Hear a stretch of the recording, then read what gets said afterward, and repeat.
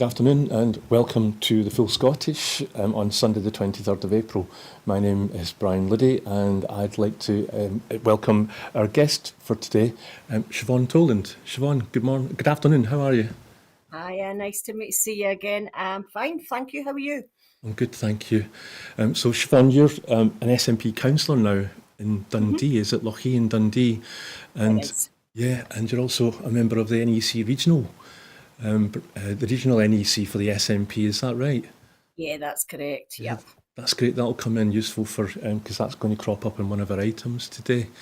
So I'll speak to you shortly. Meanwhile, I'll start off with the usual Ukraine update, day 424. At least 5 Russian missiles hit the eastern Ukrainian city of Kharkiv and surrounding districts late on Saturday night, damaging civilian buildings, and local officials have said. One missile hit a house in the village of Kotlary, just to the south of Kharkiv, while another caused a fire in the city itself, said the regional governor, Ole Senegubov. Forgive me if I mispronounced your name there. Russia's defence ministry claimed it had captured another 3 districts in the western part of Bakhmut in eastern Ukraine. Troops who have continued into the heavily contested city are thought to be part of the Wagner group of mercenaries. Russia said it would expel 20 German diplomats in retaliation for its own diplomats being sent home from Berlin. 17 apartment buildings were evacuated in the Russian city of Belgorod after an explosive device was found at the site blown up by a bomb accidentally dropped by a Russian warplane, authorities said. The explosion on Thursday injured 3 people in the city near the Ukrainian border. Brazil's president, Luis Inácio Lula da Silva, has again refused to take sides in the war in Ukraine, calling for a negotiated political solution between Kyiv and Moscow. Units from Belarus returned home from Russia on Saturday after training on how to use the Iskander tactical missile system to launch nuclear weapons, the Belarusian Defense Ministry said. Ukraine plans to deploy software from the US data analytics provider Palantir Technologies to help it prosecute alleged war crimes committed by Russia, the company has said. Ukraine's operational command has reported that 11 Russian warships are in combat readiness in the Black Sea, including 2 submarines armed with the Caliber cruise missiles. Financial Commissioner Pavlos Ioannou has said that Cyprus has cracked down on those named by the US and Britain for allegedly helping Russian oligarchs bypass sanctions on Moscow because of the Ukrainian war. Jack Teixeira, the US Air National Guardsman, accused of leaking classified defence documents to a small group of gamers, posted sensitive information months earlier than previously known and to a much larger chat group, according to the New York Times. Roman Kashpur, a Ukrainian soldier who lost his leg and has been fighting on the front line wearing a prosthesis, is running in the London Marathon today. Top Russian official in occupied Crimea said its air defence systems had been activated, but there were no reports of damage or casualties. Well, that's today's Ukrainian update. Siobhan, moving on to our first item. It's quite topical at the moment. Dominic Raab resigned on Friday, I think, after the report that we've been waiting quite a long time for came out to say that he'd been found guilty of 2 charges and another 8 where there was no definite conclusion. You have to forgive me because I've got lots and lots of notes here and I haven't really put them all in order. I was going to put them in context about how many other people the Conservative Party in Westminster have lost for things like bullying, and Priti Patel springs to mind. Is Suella Braverman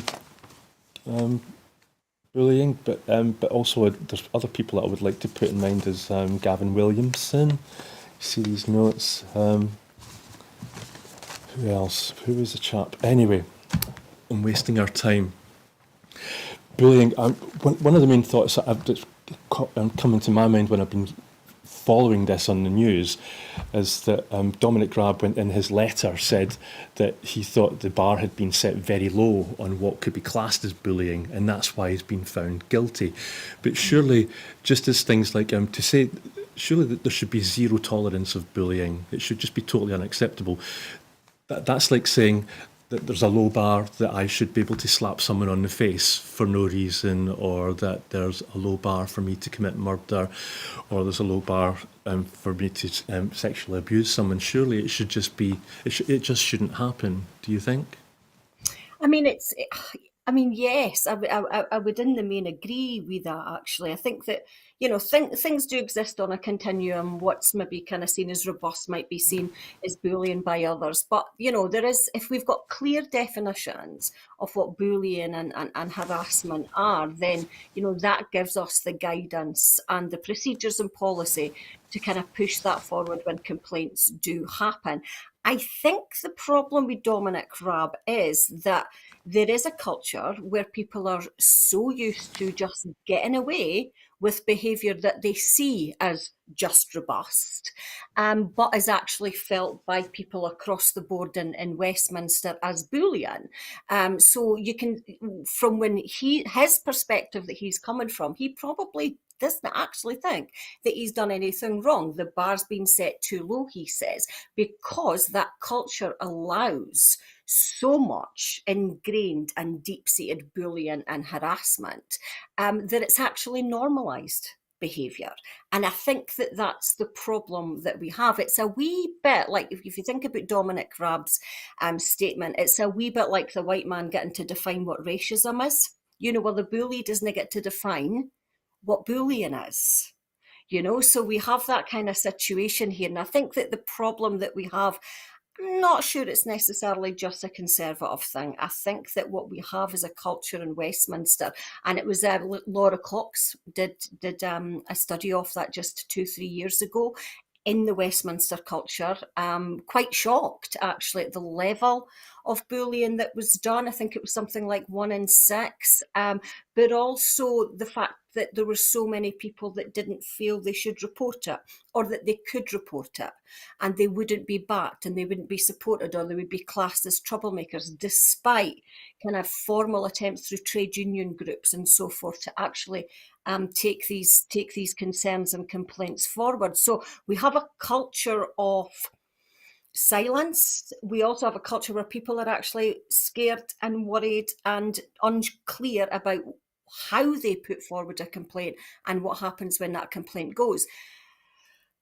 Westminster, and I was thinking about this morning, I think the wider issues are that Westminster functions on an adversarial politics. It functions on a them versus us contact. The first past the post system in and of itself, I think, encourages Labour versus Conservative type of policy, and they both argue the case against each other. Whereas, and Gillian Mackay mentioned this at the First Minister's statement in the Scottish Parliament when Humza came in, that even the structure of the Scottish Parliament and how it's set out, it's designed to be much more collegiate rather than the adversarial culture of Westminster. If you have a politics that's set on adversarial discussion and processes, then the ordinary everyday actions of staff, MP, members of that kind of process, to me, it inevitably fosters a culture of adversarialism within the workforce as well. You can't be immune from it if your politics is designed by that process. So there's lots of complexities there. But, and this is where kind of Dame Laura Cox, I think, was quite clear, it is a workplace. And it is subject to exactly the same rules, regulations, and Equality Act that every single workplace is subject to. And that means there should be clear procedures for bullying and harassment, for making complaints. There should be good whistleblowing strategies as well. The problem that we have is that politics is about power. And it's always about perception, it's about PR as well as everything else. So you've got that kind of complex mix of silence because people don't want to make that fuss because it might jeopardise the politics of that process, if that makes sense. So there's a lot of complexities there. One thing we know is that it's a mess. I mean, this was what, 2020, I think the Laura Cox report came out, and it was pretty shocking reading, I'm going to be honest, but nothing much seems to have changed. And this is my final point. Here's I think, the most disturbing thing, and this is where Boris Johnson has to take responsibility for the absolute extreme culture that began in many different ways. Priti Patel was found guilty of bullying, but Boris Johnson said it didn't matter because he didn't think so. And that comes back to what Dominic Raab said in the first place, isn't it? Well, I didn't think it was bullying. Well, the bully doesn't get to decide what bullying is. So there is a kind of, what Boris Johnson has done, and I think in many separate ways, is actually opened that up and allowed it to be open, allowed bullying to be normalised, I think, in that culture. And so we've almost gone backwards, and we need to really take a grip of that. I'm not saying it's not present in other parliamentary structures where it's less adversarial. It just feels that it's so integral and so deep-seated in the Westminster structure. It's a pretty scary process. I wouldn't like to work there. Thank you, Siobhan. Yeah, it seems to be that there's a feeling of Raab claims that his victimhood seems to be where he's coming from, and yet I would say that where he's coming from is a sense of entitlement. He's held 3 senior cabinet posts: Deputy Prime Minister, Justice Secretary and Foreign Secretary. And just you mentioned about Boris Johnson being and taking responsibility for Priti Patel.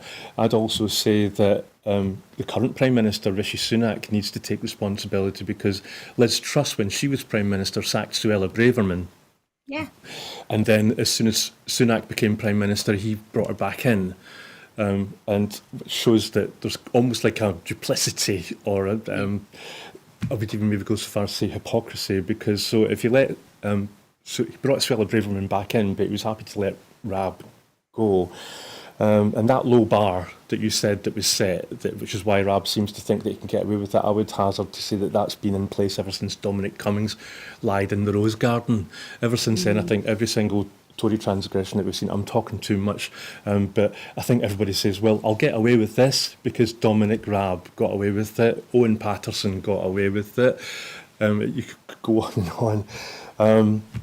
And just that thing about, I'll make a reference, one quote from Raab's letter. He said, "I believe it is important to keep my word," because he said he would resign if he was found guilty on any of the charges. So he fell on his sword, but I'd say it's a plastic one, would you? You all do like that analogy. I do. I mean, it comes back to the point I was kind of trying to make, I suppose, is that, if people are constantly getting away with it, it does become normalised and it does become part of the normal culture. And from that perspective, then you're going to look at that and think, well, it's just normal, so therefore it is okay. Being normal practice doesn't make it okay. It just makes it normal practice, and anybody that's kind of worked in a workplace where there's bullying kind of will know that experience. And what we do have is this constant culture where people in power think that they could use that power across the board. And there seems to also be a culture in Westminster in terms of employers that it's not quite seen. MPs are not quite seen as employers and therefore not subject to the same rules. As safe employment practices, well-being, health and safety, all those kind of issues that we have as employers, or employees rather. But there's that normalisation, I think, that really has to be tackled. If you look at kind of, and we might come into that, if you look at kind of the racism and sexism that exists and misogyny that exists within the police force, for instance, it's the same type of process. It normalised that behaviour. Thanks, Siobhan. Every week I tend to make some kind of reference to James O'Brien on LBC, and so just as we finish up on this item, I would recommend any viewers that haven't seen it. His show the other day, he spent 3 hours talking about Dominic Raab, and he compared Dominic Raab's resignation letter to a poem called The Narcissist's Prayer by Dana Craig, which kind of goes something like, that didn't happen, and if it did, it wasn't that bad, and if it was no big deal. And so, and he goes through the letter page, item by item, and it completely maps out against the narcissist's prayer. And I would just also just quick like to say, Mr. Raab's legacy. Tell me if you agree or not that he failed as the Brexit secretary. He was a disaster in Afghanistan as in the Foreign Office, head of the Foreign Office. He was poor when it came to human rights when he was the Justice Secretary. And we've now got a system that's crumbling in terms of justice. So that he talks about a high performance culture, but I can't really see any sign of it from his legacy. But I think we better move on. Is that okay? I'm sorry. Yeah, no, absolutely. No, absolutely. Okay, thank you. So the next item is about racism. It's 30 years since the racist murder of Stephen Lawrence, which resulted in the Metropolitan Police being called institutionally racist. So racism, we would say, has not gone away in the meantime. It still appears every day from the UK government immigration policy in sports and in the casual mixing up of names of high-profile Asian Scots. Siobhan, this is about how when you watch the news or you listen to the radio or maybe a podcast and prominent Scottish, Asian or Muslim figures such as our First Minister, Hamza Yousaf, or the major lawyer, Amar Anwar, or even indeed the leader of the Scottish Labour Party, Anas Sarwar, and their names are constantly being misreferred to. I heard somebody on the radio call our First Minister Hamza Yousaf. I believe that Amar Anwar, I think he's also been called Mohammed recently by a journalist. Amar Anwar apparently frequently calls these items out, or these instances out. Do you think, is it just people make mistakes, or is it casual racism, or do you think it could even be intentional? I mean, it's different things in different circumstances, isn't it? And it depends on, I think, the power structure that you're talking about. I think on an ordinary everyday level, people talking, then there's it's a stereotyping, not necessarily a meanness behind it, but just a stereotyping of actually a culture that we exist in terms of what makes us Scottish, and that tends to be white. The cultural process and the cultural understanding of what is Scottish tends to be white centred. So we look at white as normalised, but anything else is kind of marginal, and therefore we don't necessarily have to see the nuances within that on an ordinary, everyday, individual level. But I think that there is, it's the structural and institutional racism I think that we do really need to look at.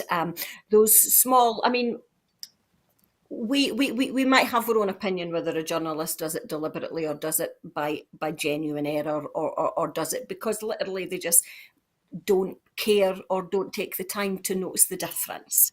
But the institutional and the structural racism is where all that comes from. I think that if we look at if we look at, I mean, one of the big things that's happening at the moment, and one of the kind of the leading things, I think, is the looking at education and looking at race and looking at our colonial past, for instance, in education. And that was something that came from the Black Lives Matter movement within Scotland. It's an important step that we take forward in understanding our past, in understanding the whiteness of our past and the inherent racism that our past had. If we look at colonial countries, if we look at imperial countries, if we look at deeply fascist countries, for instance, we can look at their histories and see whether there's an element of self-reflection in that, and whether there's not an element of self-reflection. And I'm going to give Germany as a very good example. There's a kind of a deep self-reflection of their past and how they dehumanized people across the board. If we look at the US, if we look at the UK, for instance, however, we have a distinct lack of understanding of what empire is, of what colonialism was, of deep-seated racism and the role that had in our past. I think to a certain extent, Scotland and the Scottish Government are trying to redress that balance through that education. But until we begin to understand that, until we begin to completely redefine what Scottish is, what our Scottish history is, then we always kind of work on the assumption that it's normal is white, everything else is other, if that makes sense. So I think that there's a kind of, it plays out in a lot of different ways. From an individual perspective, I don't always see it as a kind of, as a racist thing. I see it as a genuinely kind of maybe accidental thing. But from an institutional way, we do have these serious issues. I think, to go back to the journalist issue, well, even if it's just bad journalism, even if it's not deliberately meant, then that's pretty shocking. You know, you should not get people's names mixed up out of respect, if nothing else. And when you're doing it to Asian men, then it really does smack off like a lack of respect and care and collegiality, actually, because ultimately they're all professionals working in a very similar arena. So I don't know if that quite answers your question, but I think that we always need to dig that little bit deeper in terms of racism, and find out and think about our past and think about ourselves as a collective society and how that works.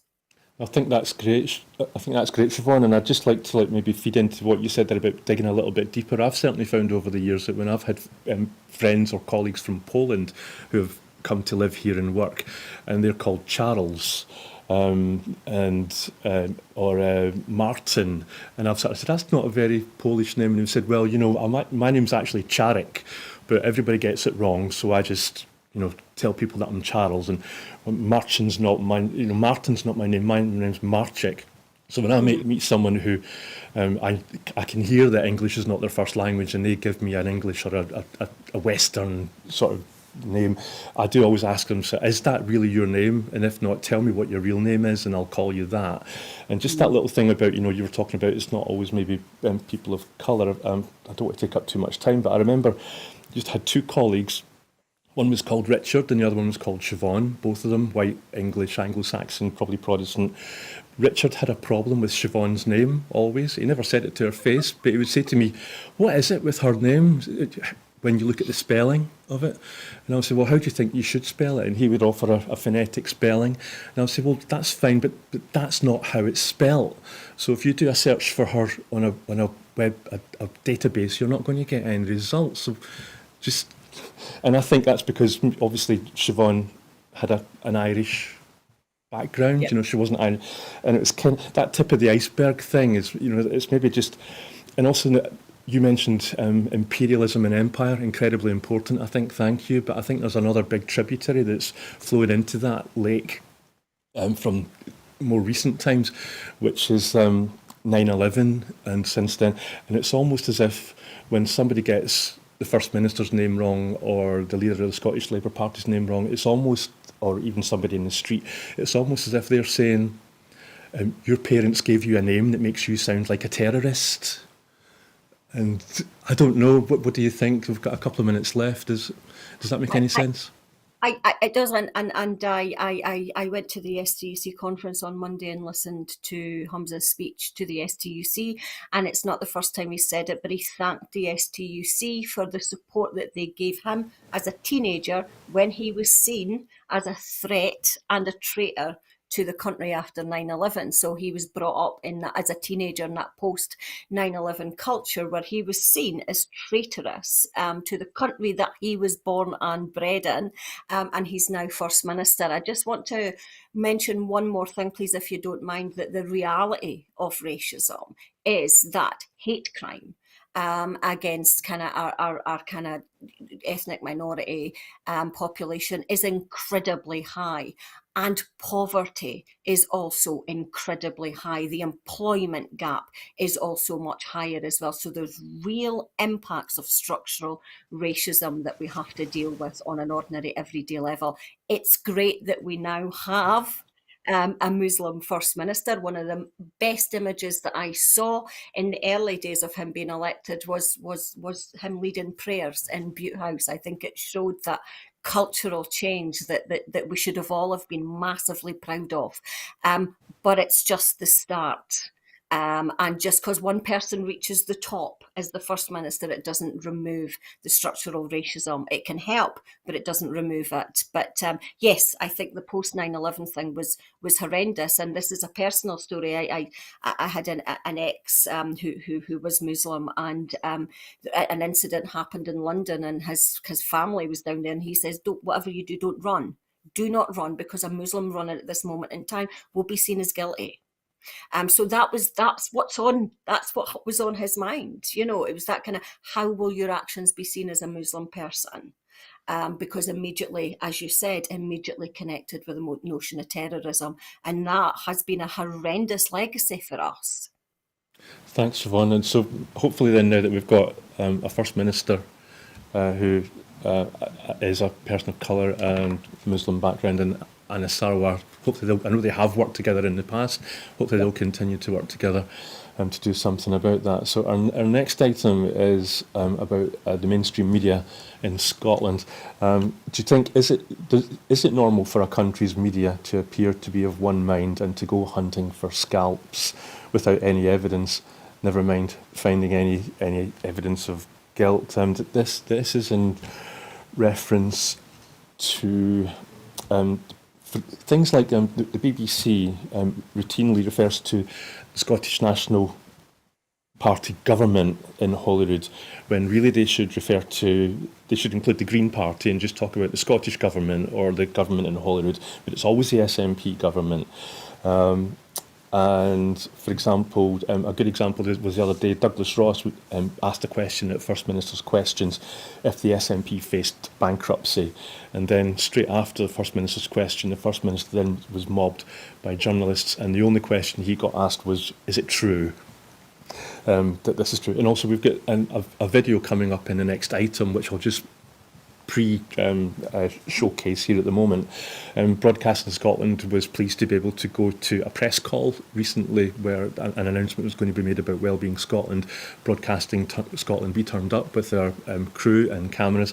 We interviewed the politicians that were there. We asked them questions about Wellbeing Scotland, but every other news company that was there only asked questions about something else that was in the news, which was the resignation of Colin Beattie, the SNP treasurer. Do you think does it sound like paranoia, or do you think it's a real thing? I think that the British media will serve British interests. I'm not necessarily sure why that might seem surprising to us. I think that the media is always biased. The media always has a structure of power, and if we look at the control of the media, then it certainly doesn't. It doesn't actually serve ordinary people's interests, let alone the Scottish people's interests. So we do have a massive power dynamic within the media. It's controlled by a group of very small, very rich, usually men, within that process, and it reflects an agenda. I don't think there's any doubt about that. It's a bit like, being surprised that a tin of beans is actually a tin of beans. Well, it's not like they're pretending, if that makes sense. I think that the bias is clearly there. I think the positive thing in terms of the independence movement is, I think that trust in the traditional media has begun to wane. That level of, I don't want to say haranguing, but it feels a little bit like it. That level of misrepresentation, shall we say, that level of different focus, shall we say, in terms of the media, because that's what it's all about, isn't it? The media decides what is important. And they've decided that X is important, but actually, if you think about it, most ordinary people would probably decide that other things are important. So, you look at the kind of events of the last week, I would say most people are more worried about how they're going to pay their bills. Most people are more worried about, what's going to happen if the bills go up again, or what's going to happen if food goes up again, what's going to happen if they get their benefits cut, all these ordinary everyday things that don't really get the hearing and the airing that they should get, as your example, I think, shows. It's a complex one because we don't have much control over our media. And I think that it's something I've always thought we should be thinking about at the moment is how we build a democratic media structure in an independent Scotland and how we make that fair and how we make that democratic. So there would be certain things that there has to be laws against kind of rich people owning something like kind of 90% of the media, for instance, because clearly you will not get a balanced media representation of what's happening. So we do need to kind of start thinking about these things as we move forward. I don't want to get into the events of the last couple of weeks because it's all been, we've been, you say paranoia, and there's an element of we've all been up, down, up, down. Nobody knows what's going on. Nobody knows what to believe because the media has given us a certain narrative, if that makes sense, and we don't know the kind of the back of that. But there was, I mean, the auditor claim, for instance, by the BBC was of obviously misinformation because they would lost the auditors 6 months before, but it was kind of interpreted as if it was part of the role in events, for instance. So there's small incidents like this as well that we do have to be quite kind of careful about. I think what's happening is causing a bit of confusion amongst the Scottish population, a bit of concern maybe because nobody's really sure what's going on. But the reality of things, and this comes back to the video, and I hope you're going to show that soon. But the well-being economy is something that is absolutely amazing, absolutely radical structure and change in terms of how we live and how we work and the health and well-being of our people, and that's something that's really, really important. But it is getting lost in other media interests, shall we say. Yes, thank you, Siobhan.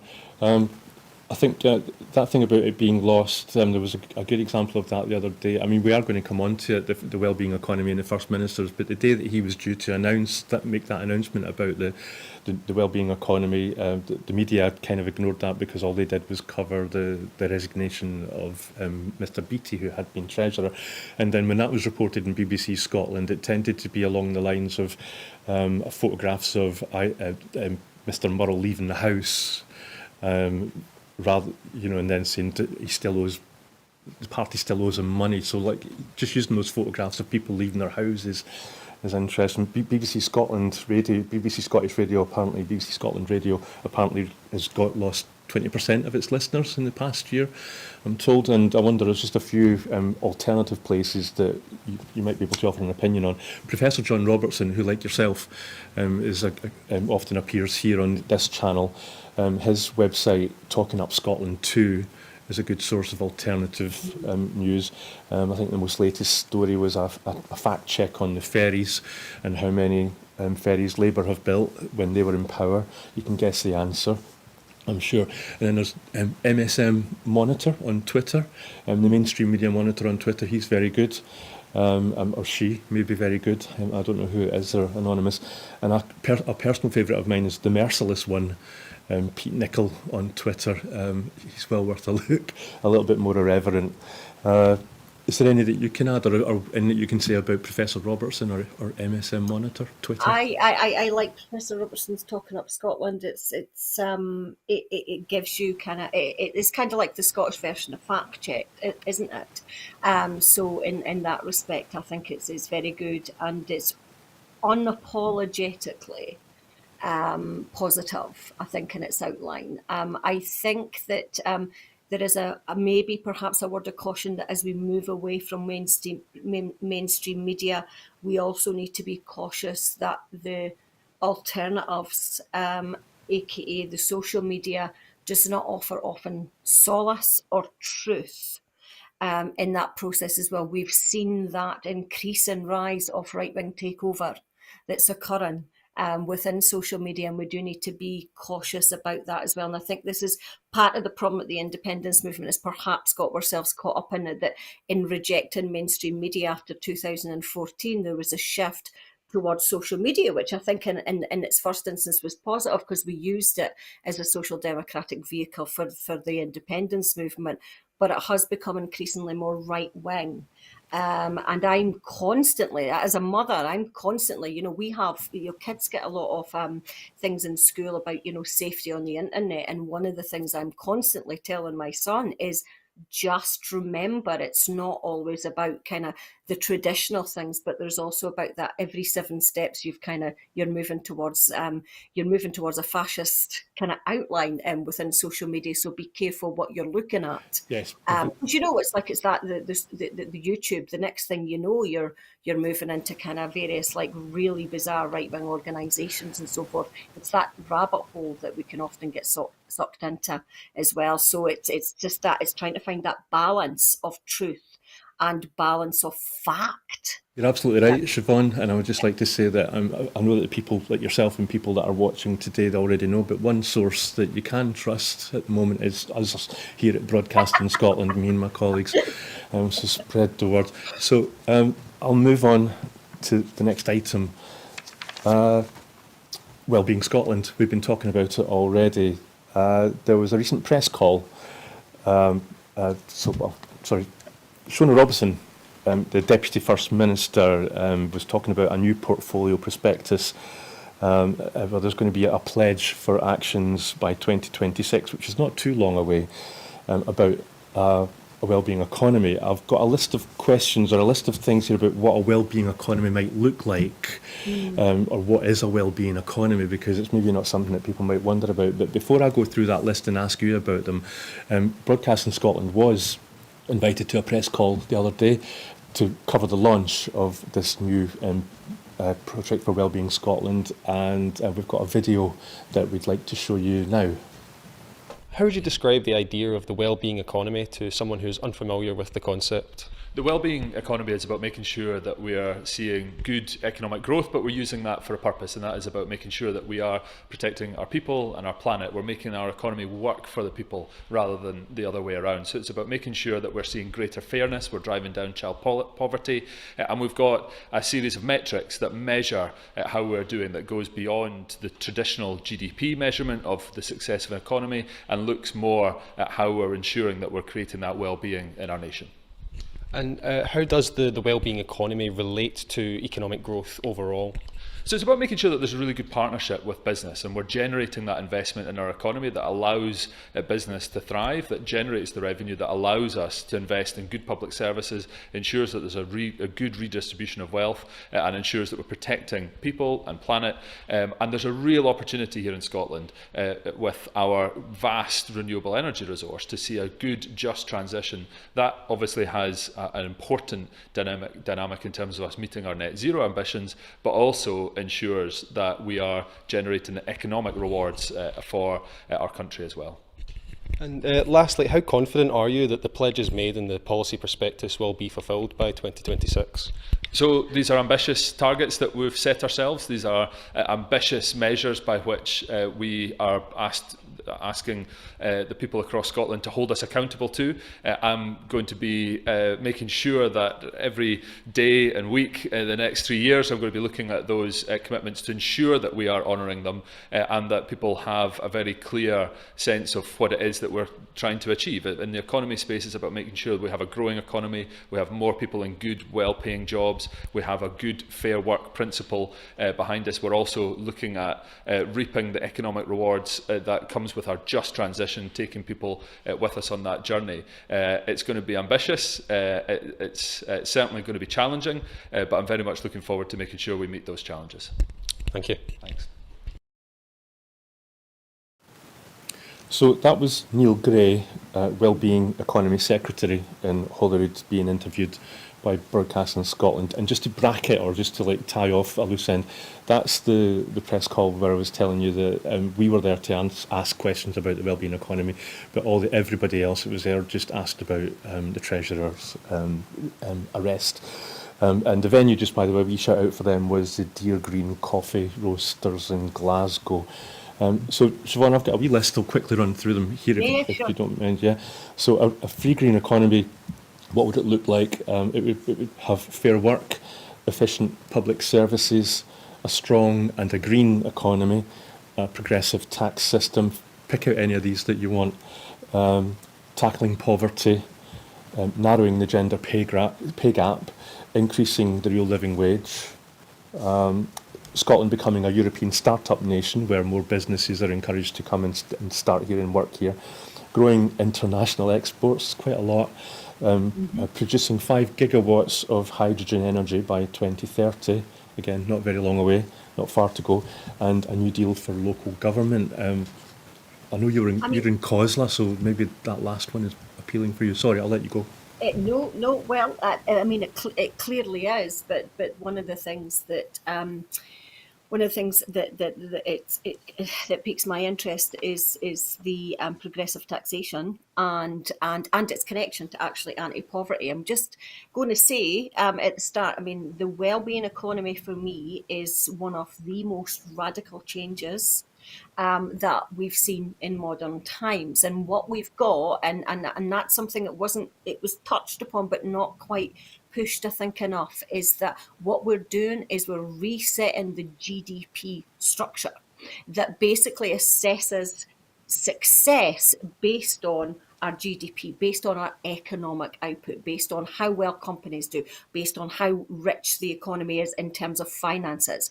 What a well-being economy does is look and say, well, actually, there's much, much more to a society than just its economic performance. It is important, but it's not the only thing. So if you look at a country like Norway, for instance, and I was thinking about this morning, I remember having a discussion with a guy and he says, oh, but it's got really high taxes, but it's the happiest, healthiest country in the world almost, you know? So there's that kind of element. It's different ways of assessing how a society works. So for me, that is massively radical because it completely resets that process of the economy is everything, profit is everything, GDP is everything, and then that was touched upon there in that article. And so for me, that's how it becomes massively radical. I remember when during the leadership election, and there was an issue of Hamza Yousaf being it was almost in a derogatory term, being seen as the continuity candidate. But for me, that policy of well-being, just transition, fair work, fair economy, all those kind of things, that was continuity, I think, absolutely worth pursuing, because I think the 2021 manifesto was brilliant, and I think it's something that we should be pursuing. And actually, importantly, it was something that we were voted in to pursue. Having said that, one of the things that's that struck me really well, and again this come up in the STUC conference speech on Monday, was the issue of progressive taxation. And it's something that we have been skirting around. We have increased that a little bit in the last budget, and it's something that I know that the new First Minister is keen to look into. Work with the STUC. The STUC did quite a good report in terms of the money that can be raised if we look at a progressive taxation system, not just taxation in terms of kind of higher income, but actually taxation in terms of well, put it this way: we shouldn't really be giving tax breaks to oil and gas industry anymore. We should maybe think about tax breaks to renewable energy, and that's the kind of thing that's kind of been touched upon at the moment. And this is the kind of thing that Shona Robertson was talking about in the Social Justice and Fairness Commission just a few years ago. And I think it's a brilliant move, I'm going to say, to have Shona as Finance Minister, because to me that shows you that we're beginning to take wellbeing economy seriously, because finance is beginning to look slightly different, or how we view finance is beginning to look slightly different. If you look at what New Zealand did in 2019, they've done a wellbeing budget, and they have done ever since. It meant that there was more money put into anti-poverty. There was more money put in there was more money put into kind of more equality strategies. All those kind of priorities were different because it wasn't GDP we were looking towards. We were looking towards the overall health and well-being of our society. The issue that we have at the moment, or I think within the next decade or so, and Tom Devine picked up on this, I think it was on Question Time last year, that the brutal reality that we now have is we want to save our public services, then we do need to rethink our progressive taxation, and we need to push that progressive taxation further, because what we've seen the impact of low taxes and basically a kind of, a consistent austerity agenda that has broken our public services across the board. From Westminster, that model does not lend to good public services. If we want a wellbeing economy, then we need good public services. We need a good health service. It's like you say, we need good travel system, and bringing ScotRail into public ownership for me was one of the best things that we could have done, because what it's allowing us to do is all those things that you've said: set up a fair work policy, set up a kind of just transition in terms of our public transport system, and also look at ideas of kind of cheap public transport across the board. So for me, there's almost a wellbeing in microcosm within ScotRail in terms of what their aspiration is and what they're trying to do. So there's a lot of great stuff happening, but what it needs is a rethink of how we see wealth. It's not just financial wealth; it's physical wealth, it's mental being wealth, it's the wealth, health, and well-being of our own planet. All these things must begin to take precedence now. So it's the opposite then of. It puts me in mind of what you were saying. You'd listen to the financial news at the end of the TV news or the radio news, and they would say, "Oh, such and such a company is in trouble. It's really bad news for them because their profits are down 200 million from last year, down to 490 million." And you kind of think that might be a problem for the shareholders, but it's not really. They're still making massive profits, so it's not really that big a deal. So it's moving away from that. Or if you've got a GDP that's based on, that most of its wealth comes from, like, the oil industry, for instance, that's, exploiting the earth. We can't do that anymore. That's not an indicator of our wealth anymore. Our indicator has to be how well we protect the planet. Yeah. Yeah. Okay. Thank you, Siobhan. We'll move on to the next item. So this week, the First Minister, Humza Yousaf, announced his programme for government and his plans for a fresh start for Scotland.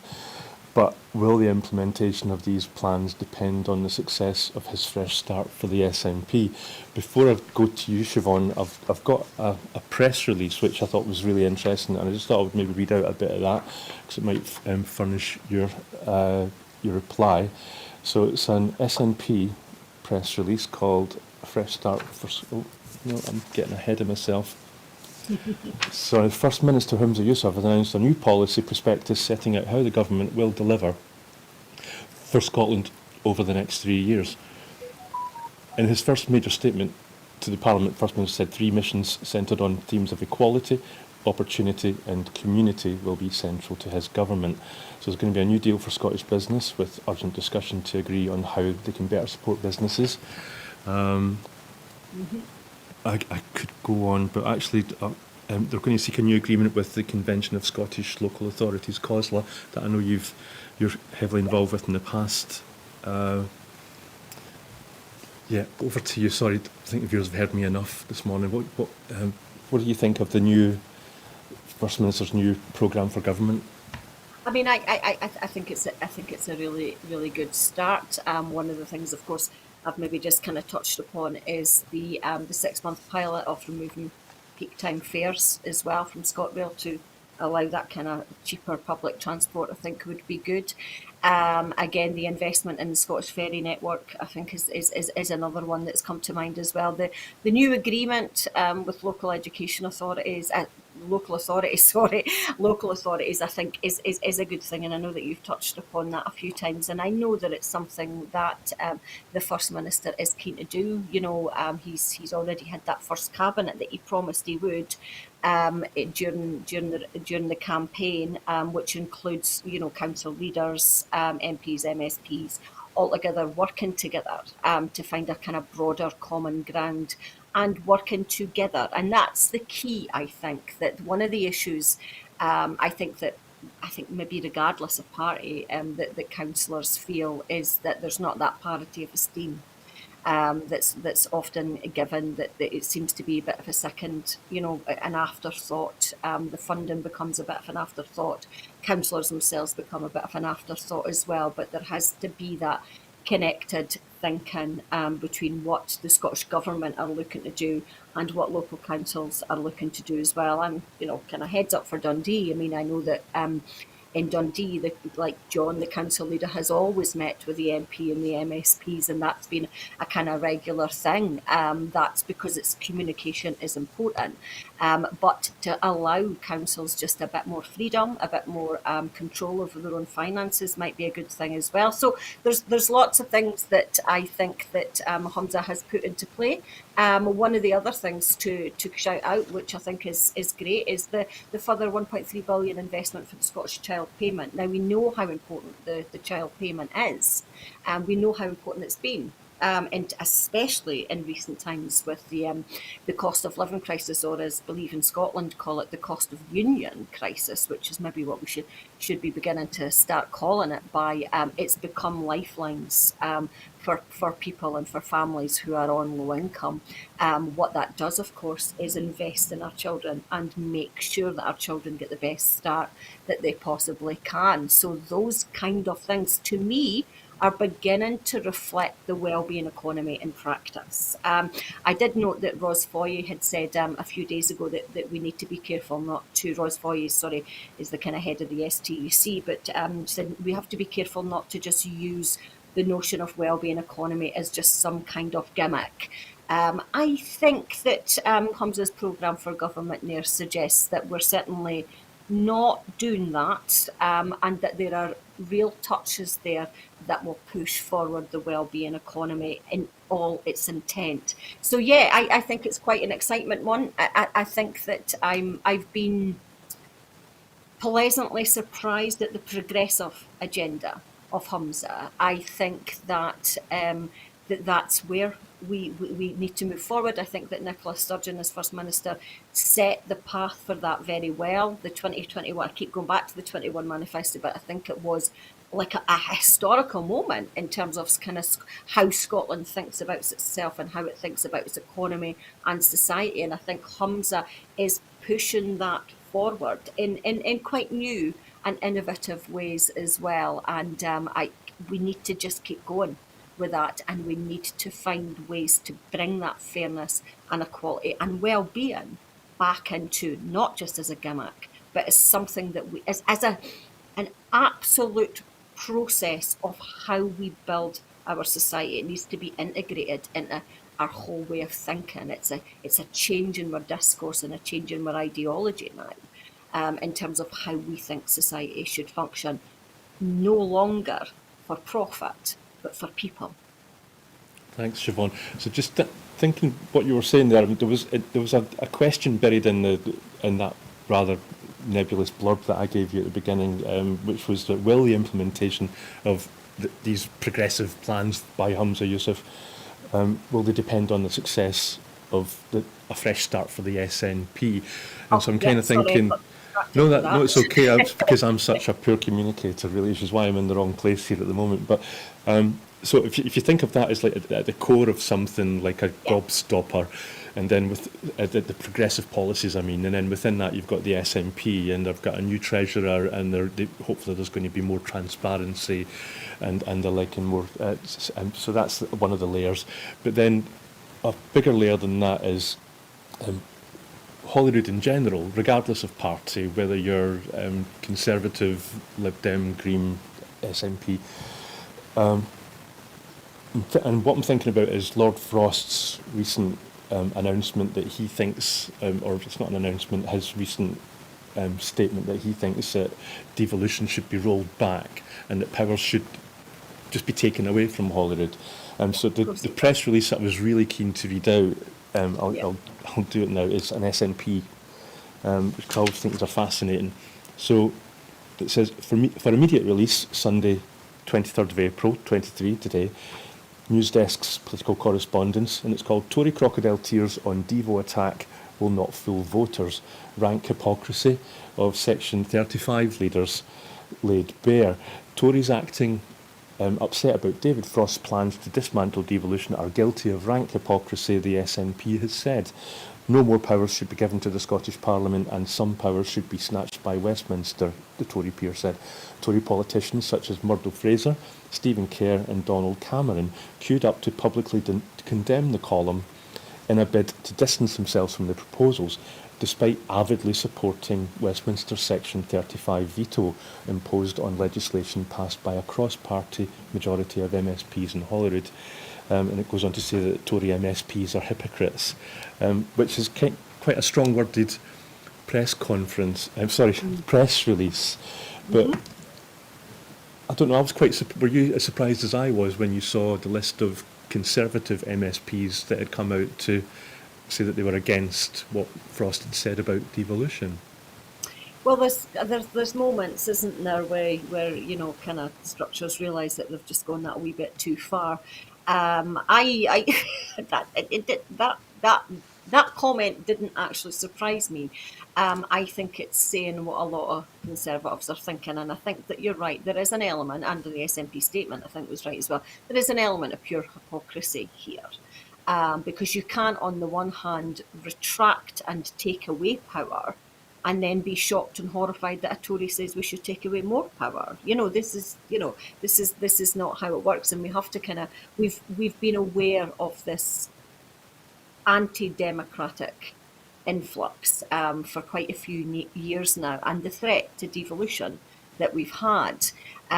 So it doesn't surprise me, that comment. It surprises me, like you say, the amount of people that said, oh, I'm shocked and horrified. Like, are you really? Because, the way that the Scottish Parliament is talked about, it's like it's some kind of just regional assembly that has no power. And it has no respect, and it's certainly not given its authority. And let's go back to the main one. We were given a mandate for a referendum in the 2021 election, very clearly, very unequivocally, and we were told it doesn't matter. The voice of the Scottish people didn't matter. The authority of the Scottish people doesn't matter. So they can talk about, oh, that's terrible, imagine taking away the power. Well, they actually have just taken away our power, because we were given a mandate by the Scottish people in the 2021 election to have a referendum. That's a stealing of power. That is an anti-democratic shift. That we're dealing with the consequences now, because we were told by the Supreme Court that we are subject to the rule of Westminster, and Westminster has ruled that the Scottish Parliament has no authority to hold a democratic process within Scotland. So that's where we're at. So yes, of course it's hypocrisy. What else could it be? I think, though, and that comes back to, I'm kind of circuitously coming back to the issue of the SNP getting their house in order. The recurring theme for me at the moment is democracy. And you touched upon that when you were talking about transparency within the party as well. We're talking about a crisis in democracy within Scottish society. And one of the things I think that the SNP are also keen to do as a party is to renew and revitalise its democratic processes inside the party as well, because that will make us stronger as a party, but also allow us to pursue the issues of wider democracy within Scotland. We are at a democratic crisis as well as an economic crisis and an ecological crisis, if you want to put it like that as well. Not that I wouldn't necessarily say that that's a crisis within the party as such, but it's something I think that we're certainly keen to look at and just rethink the democratic role within the party in the same way that we're actually now beginning to rethink the democratic process within Scotland as well. Thank you, Siobhan. We're pretty much out of time, but I suppose that surprise, I think for me, I think it comes from just the fact that when people like Douglas Ross stand up and say to the First Minister, will you match Liz Truss and Kwasi Kwarteng's tax plans for the economy? And then the economy crashes, and it's that kind of, when they expect Holyrood to, or the Scottish Government to match Westminster Government, but yes. Now it seems that they maybe have seen sense, and they're putting a wee bit of distance between them. But Siobhan, that's about all we've got time for. Thank you very much again for your insights. It's been good to speak to you again. It's been a long time. Thank you. So I'll let you get back to the rest of what's left of the weekend, and see you again soon. Bye. So, well, you too. That's it for this week's Full Scottish, but before we go, I just want to remind you that here at Broadcasting Scotland, we do depend on your generosity, the generosity of our supporters. So to everyone who's donated and to everyone who's signed up to make a regular monthly payment, we thank you very much. Our programmes, you know, will always be free to view. However, if you can afford £5 a month, please consider becoming a Broadcasting Scotland supporter. Right now we have a pressing need to raise £30,000 to pay our bills and to ensure that we continue to make programmes for you. So thank you again to Siobhan Tolland, thank you for joining us. And tomorrow join us again for Scotland at 7. In the meantime, goodbye and thank you for watching.